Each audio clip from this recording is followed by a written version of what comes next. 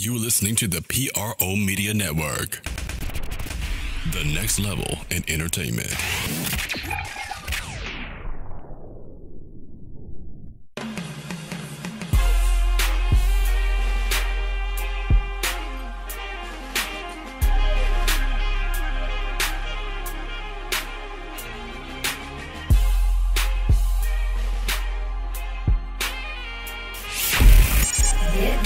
It's time for the Sports Coma with Big Q and the guys, telling you everything you need to know about the Saints, Pelicans, and a whole lot more.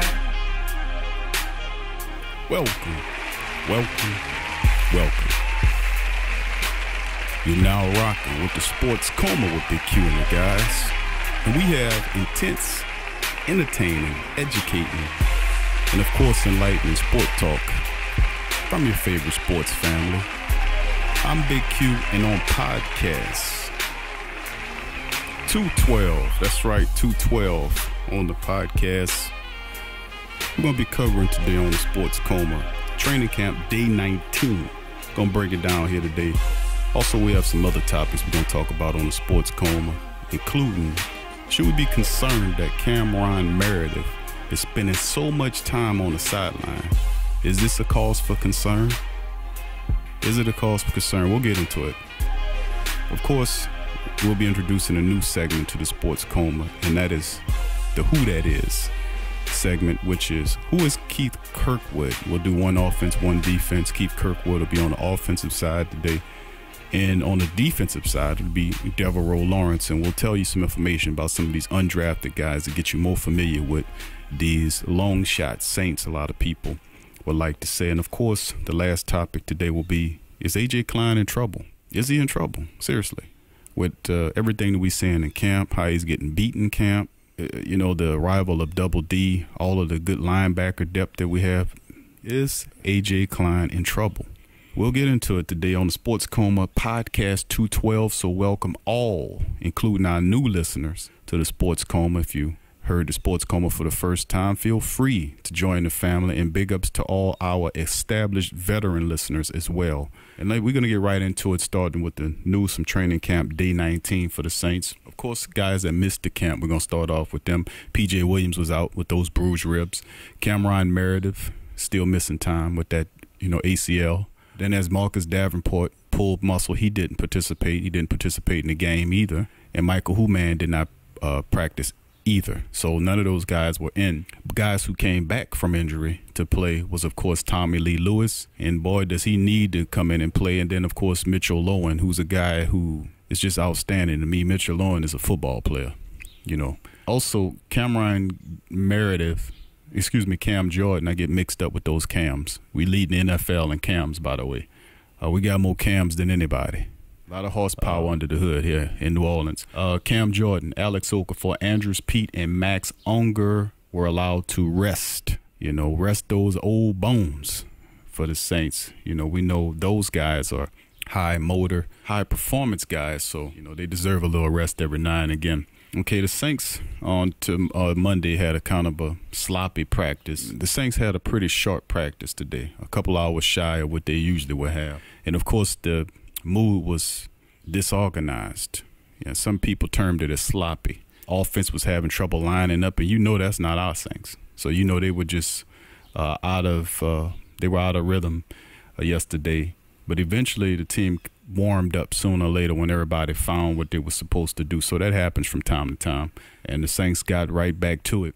Some of the people that we want to talk about that were having a pretty good day 19 moves with Trey Hendrickson. He was a guy stepping up. He did a few things, made a few plays. He recorded a couple of sacks during the practice. The only problem and issue with Trey Hendrickson is he has a high motor as well, a lot of talent, a lot of potential, but injuries have been his kind of shortcoming since he's joined New Orleans.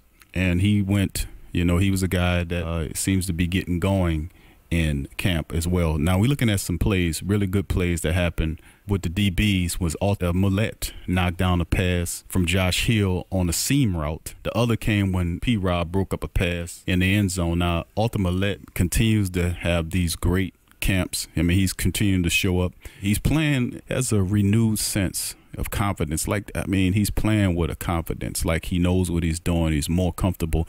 And you can tell in his motions and his body language that he is not as fidgety or as stiff as he was last year. Well, he's playing with a lot of confidence, and that's really very good to see. Arthur Millette hopefully makes the team as an active roster player participant. So now looking at some other news during camp, Mark Ingram is a guy that's continually to step up. Of course, Ingram is going to be out the first month. He's going to be missed because of the PEDs situation, but he has played terrifically too. He's taken every carry and running really well, and you can see his vision this year. He seems to be a guy that's on a mission, to retain his position. Of course, this is a contract year for Mark Ingram. A lot of people's counting him out.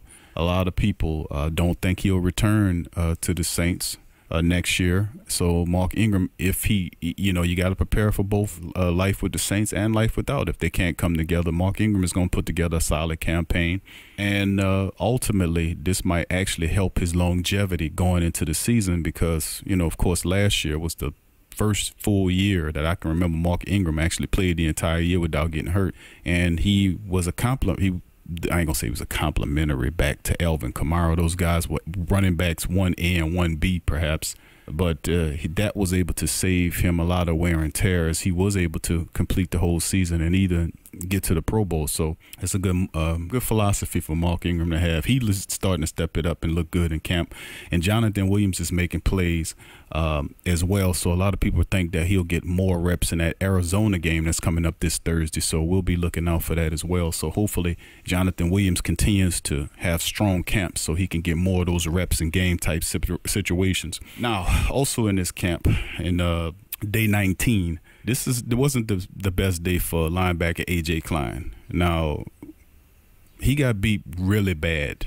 He got beat by Ingram on the curl out right, and he just keeps getting beat. And that's the thing about AJ Klein, his coverage.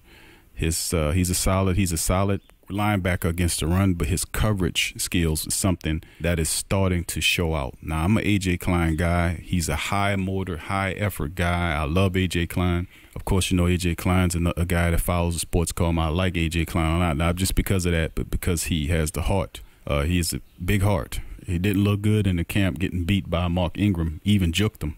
Another wide receiver, not named Iron Mike Thomas or Ted Ginn Jr., is Keith Kirkwood. Keith Kirkwood is a guy that looks good in camp, but he dropped the pass or two in this day, and he has to clean that up, man, because they're looking at him. And just when you start to say, okay, Keith Kirkwood might make it here, start dropping passes. Don't do that, man. Catch anything possibly that you can catch. I mean, remember that's how Willie Snead made a name for himself when he first stepped on the Saints roster. He was catching every damn thing, and that's obviously the Saints love that, So anyway, talking about the DBs now, Justin Hardy, who I've talked about in the previous show, needs to step up outside of special teams. He needs to show the team that he can he's a cornerback by trade, by the way. He needs to show the Saints that he could play cornerback in a pinch, not just special teams, because his special teams skills are impressive. But when it comes down to what he do individually as a defensive back, not so impressive. He needs to have stronger showings, and it appears that he's taking that advice to heart.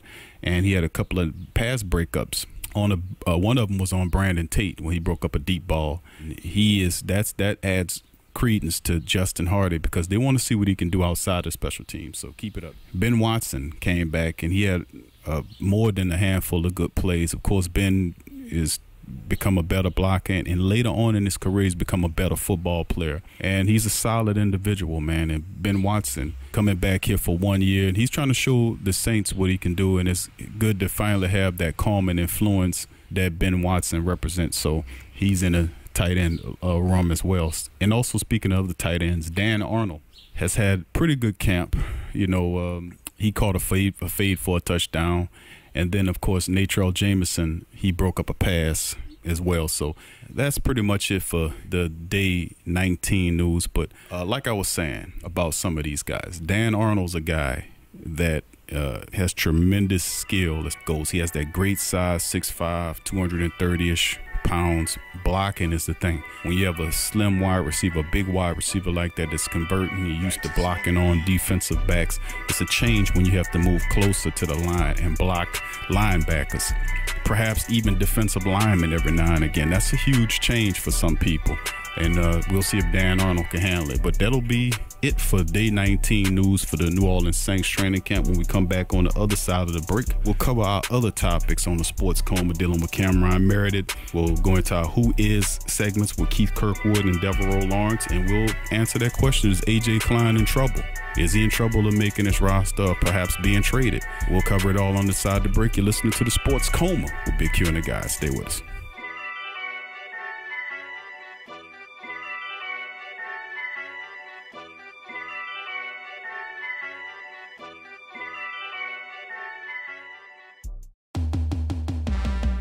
What's up, sports world? The PRO Media Network is on a mission to reach 10,000 subscribers. So besides our regular programs like the Sports Coma with Big Q and the guys, the Pelican Post Game Report, Rapid Fire TSC, and others, we will be expanding out and offering other content like movie, anime, and gaming reviews for your entertainment. So if you enjoy our content, please donate at our Patreon page. Also subscribe, comment, and share. And help the PRO Media Network reach 10,000 subs. Peace.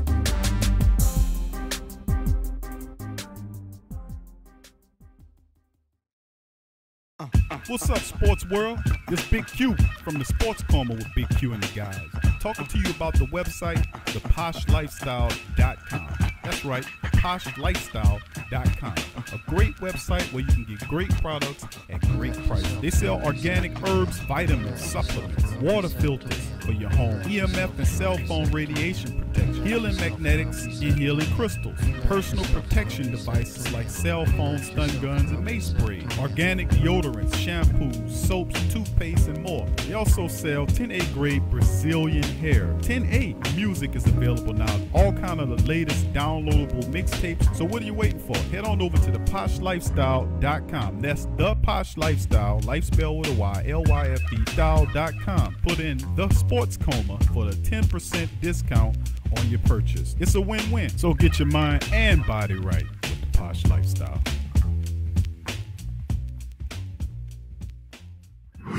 Follow the Sports Coma on Facebook, Twitter, Instagram, and YouTube.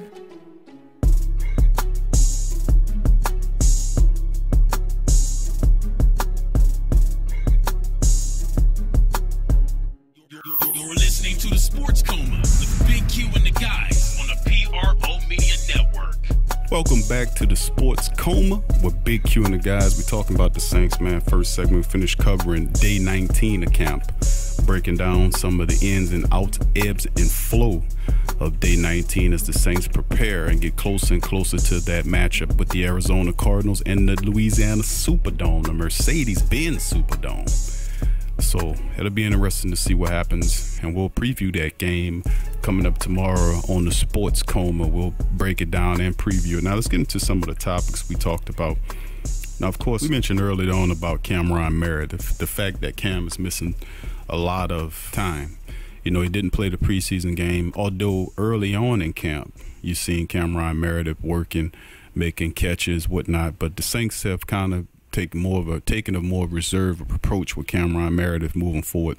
And he hadn't seen too much action. The Saints basically playing it safe with him with that ACL. Of course, that's a major injury, and if it doesn't heal correctly, it could definitely hurt his chances of being a solid contributor with the organization. Now, you know, maybe a week or so ago, the team did sign 2 wide receivers. Not 1, but 2. Of course, you say, well, they got rid of Brandon Coleman.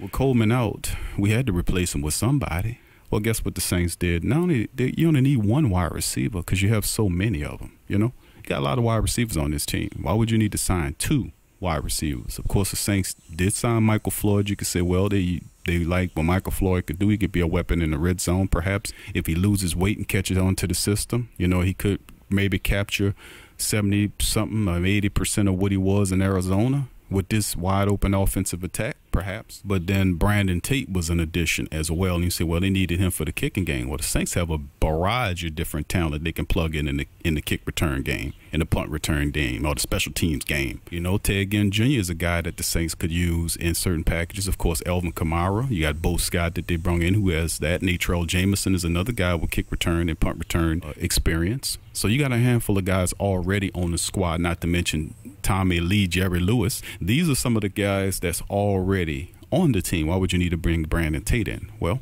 2 wide receivers as opposed to 1 to replace Brandon Coleman. Well, that's interesting because perhaps the Saints had an eye at Cameron Meredith as well. Maybe that decision played in the fact that the Saints don't feel that he's ready to go and they might need extra depth. Both those guys have a bevy of experience, Michael Floyd and Brandon Tate. That could have bared into the decision to bring extra wide receiver upon the team. Now, Cameron Meredith, by any stretch of imagination, is a terrific target. He's huge, 6'3", 6'4", big guy, 220 pounds, has great speed, can catch the ball, and he's physical. So, I mean, anybody would love to have a receiver with that amount of skill and talent playing for him.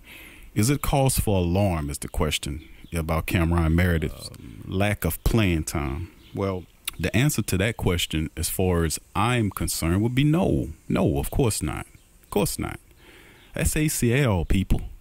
That's a very serious injury, and I applaud the Saints, even though he said he was 100%. Most players always say that, but the Saints are going to work with him with kid gloves. This guy is going to be a player for the Saints in that wide receiver room for some time. So I don't think it's cause for concern. The Saints are loaded with depth anyway, and they can be a little bit more cautious with Mr. Cameron Meredith moving forward. So that's the answer to that question. Let's move on to the other topics. Now, this is the Who Is time. Now, Who Is, which is a segment, of course, we created to kind of get us more familiar with some of these guys that we have on the team. Occasionally, we'll hear their names during camp. It's like, who the hell is that? Well, let's get more familiar with some of these guys. We're going to start with an offense and a defensive player every show. This time around, our first player that we're going to talk about on offense is, of course, Keith Kirkwood. Now, Keith Kirkwood, I know you guys heard that name. Heard he's been pretty solid in camp. Yeah, he's been looking real good in camp. Of course, yesterday he dropped the pass. In day 19, of course, he dropped the pass. That's not good if you're a wide receiver, especially an undrafted one. That's on the back end of the depth chart. I've said the Saints keep 4 wide receivers. Of course, we could say they're going to keep 4 for sure, right? The 4 top wide receivers, of course, Iron Mike Thomas, Ted Ginn Jr., Tre'Quan Smith, and Cameron Meredith. That's the 4. The Saints are not going to release those guys. They're not going to get rid of any of those guys. So let's say the Saints keep 2 more wide receivers, make it 6 altogether. Which 2 do you think will make it outside of all these terrific wide receivers? Now, before you answer, think about all those other guys that's on the team that's a wide receiver. Think about guys like Austin Carr. Think about guys like Keith Kirkwood and the rest of them. Tommy Lee Lewis, Brandon Tate. I mean, it's a handful of wide receivers there that you have to consider, correct? All right, now, Keith Kirkwood's one of those guys that's trying to make his name known. He has good speed, really good speed. Now, Kirkwood is 6'3", about 200 pounds, somewhere along in there. So that's great wide receiver size, by the way, 6'3", and he has really good speed. I don't know if it's 4.4 speed. I wasn't able to locate how fast Keith Kirkwood is, but as far as what we've found, that he's a pretty quick wide receiver. It's not Ted Ginn Jr. or Tommy Lee Lewis or even Bo Scott speed, but from what we say is he's probably middle to pack speed in the wide receiver room. His scouting report coming out, of course, this guy was born in Neptune, New Jersey. He's out of Temple University, and he's a guy that, according to his scouting report, he has the height, the weight, the speed. He checks all the character boxes. His production isn't anything special. Of course, he played for Hawaii. Then he transferred to Temple after friends of his had died in swimming accidents. So he got a hardship waiver where when he was supposed to sit out, but they waived it so he could play football the next year. And he played for Temple. He didn't set the world on fire, but he was a steady influence. He even admitted that. I wasn't trying to be a flamboyant wide receiver. I was just trying to be a stable, consistent guy my people can count on. And he's a guy that they said that was going to be the 7th-round choice, undrafted. Well, they were right. He went undrafted, and the Saints were able to get this guy. Now, they said that they love his size, speed, and his character is excellent. He has experience running routes, so he's a pretty decent route runner. He has strong hands and is tough at the point of contact, but they say he's a little sluggish getting off his snaps and could face issue against longer press coverage. So, I mean, he's a guy that has the potential. Now, route running is his specialty. If you look at what Keith Kirkwood is, I think he's probably one of those players that even clean up the mistakes. I've watched Keith Kirkwood. He has pretty good route running ability. He can run those different routes. He has speed out of the break. His hands are good. They could be better. And if I was a rookie wide receiver and I woke up and I was Kirkwood, I would put it in my mind to never drop a catch. Anything that is catchable, I'm catching it. And I'm pretty sure if you have a receiver size like this guy and speed like this guy and a background like this guy, character like this guy, the only thing is, can a guy block and can he catch? Can he run routes? Can he stay healthy? And Kirkwood, checks all those boxes except for, can he consistently be a good, dependable wide receiver? He dropped the pass in day 19. That can't happen. Don't drop any passes if you're an undrafted wide receiver. You just don't have the cushion for that. Anyway, let's move on to our next guy. That's Kirkwood.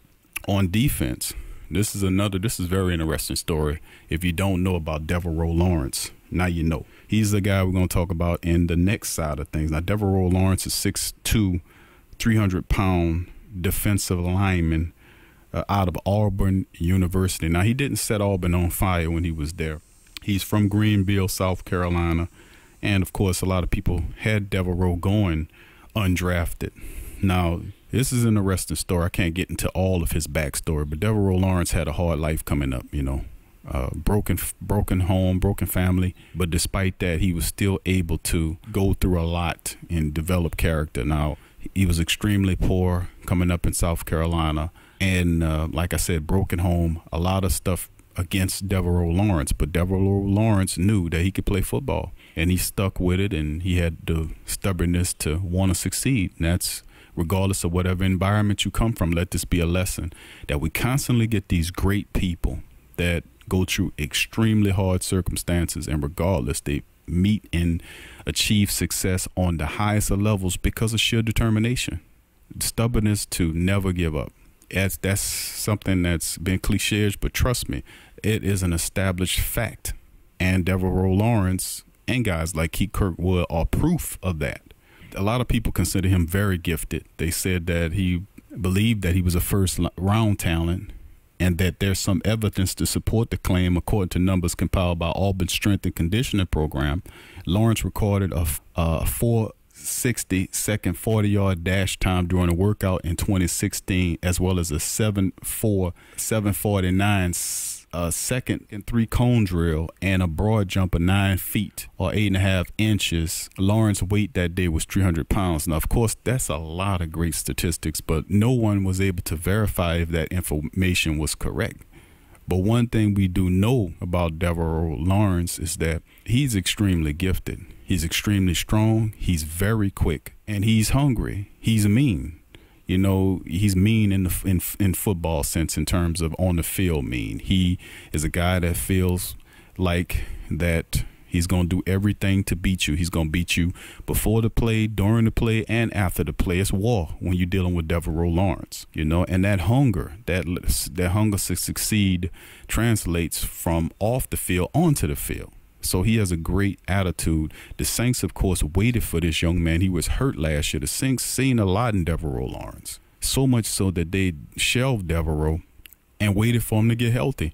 And they were rewarded for their patience.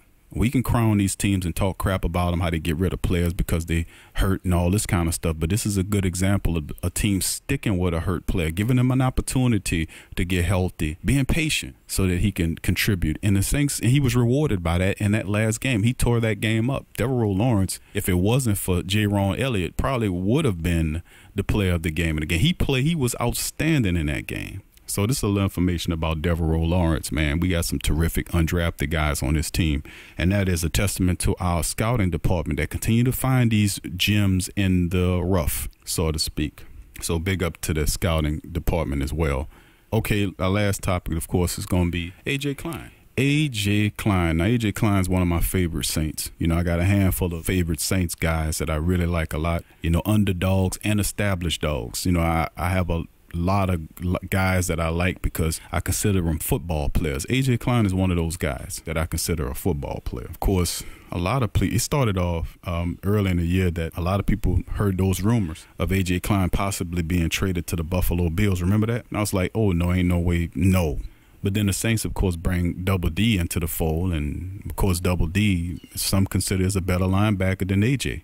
And that's interesting as well. Then Manti Te'o popped up on the unofficial Saints depth chart as the starting middle linebacker for the game against the Jacksonville Jaguars before he didn't play in the game because of injury.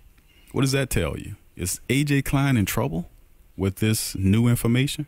And of course, in day 19, he got shook out of his shoes by Mark Ingram and beat badly on a touchdown. We know AJ's strong suit is not his coverage ability.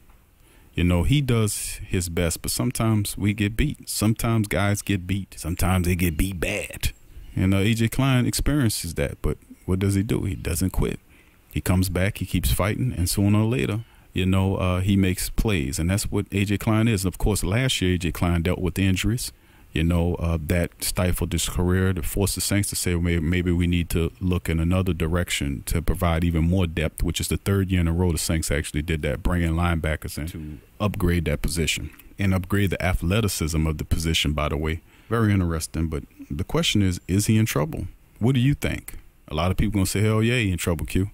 He getting beaten in the camp, and, you know, he making too much money to be getting beat like that, and there are other players better than him at this position. Listen, I hear you. Really, I hear you. But I'm an AJ Klein guy. And AJ Klein is not the best coverage linebacker in the world, and DC would be the first one to say, oh, he can't cover, Q. He can't cover a bed. Let me tell you something. AJ Klein is not the best coverage linebacker in the game, but AJ Klein, to me, is still a solid football player. Now, I'll attest that he may make a little too much for his position. The Saints were very high on this guy.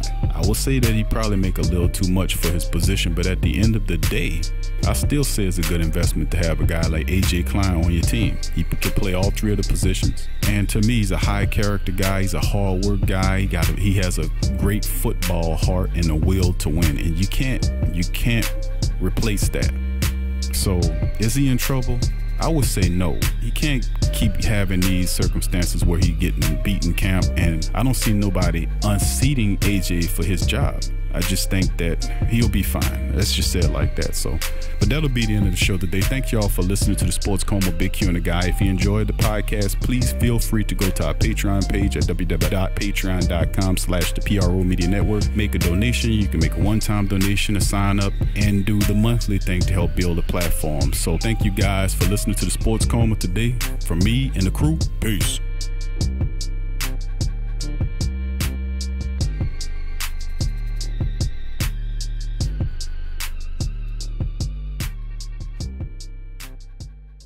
Forget ESPN or Fox. Get straight sports talk from the Sports Coma with Big Q and the guys.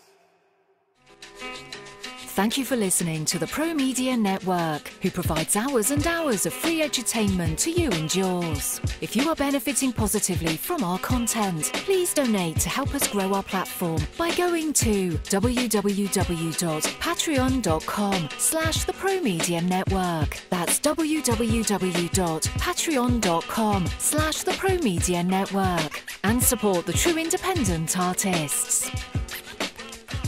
In today's world, children are bombarded with negativity on television, online, and at school. Our kids need to have a positive outlook on life and the world around them. I want to share with you a valuable resource you can use to bring positivity into your child's life. It's the new book, 101 Powerful Children Affirmations, a guide to positive child self-image, from author and dad, AJ Klein. This is a simple guide loaded with wonderful and inspirational affirmations designed to uplift young people's spirits. This positive and powerful children affirmational is chock full and loaded with wonderful inspirational sayings that will lift your child's self-image to whole new levels through the awesome power of spoken word. 101 Powerful Children Affirmations, a guide to positive child self-image, from author and dad AJ Klein. Available on Amazon. Order a copy for yourself, your child's teachers, or anyone you know